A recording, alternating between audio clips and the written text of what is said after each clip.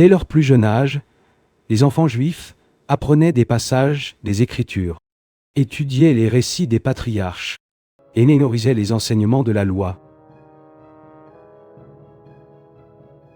L'épisode survenu dans le temple lorsque Jésus avait 12 ans offre déjà un indice de cette formation. Luc chapitre 2, verset 46, décrit Jésus conversant avec les maîtres de la loi à Jérusalem. Il posait des questions et répondait avec une grande compréhension. Ce détail suggère que son éducation religieuse a commencé très tôt.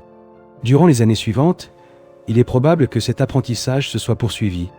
Jésus aurait étudié les textes sacrés de la tradition juive, les psaumes, les psaumes, les prophètes, les récits de Moïse et d'Abraham.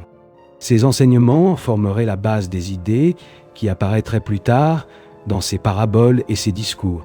Ainsi, même si les évangiles ne décrivent pas ces années en détail, elles ont probablement été fondamentales dans la formation spirituelle de Jésus. Un autre élément important pour comprendre les années silencieuses de Jésus est l'environnement culturel de la Galilée. La région était un point de rencontre entre différentes influences.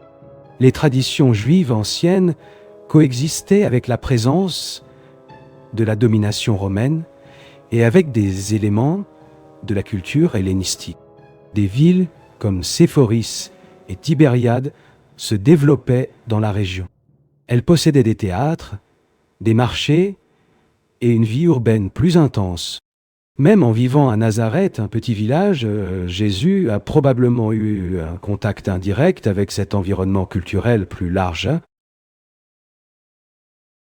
Ce contexte peut aider à expliquer la diversité des images et des exemples qui apparaissent plus tard dans ses enseignements. Jésus utilisait fréquemment des paraboles inspirées de la vie quotidienne. Des graines semées dans le champ, des bergers gardant des brebis, des ouvriers engagés pour la récolte, des femmes préparant le pain. Ces images reflètent profondément l'environnement rural et social de la Galilée. Elles montrent quelqu'un qui connaissait bien la vie quotidienne des personnes simples de la région.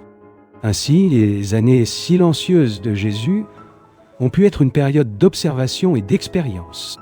Les années durant lesquelles il a vécu immergé dans la réalité de son peuple.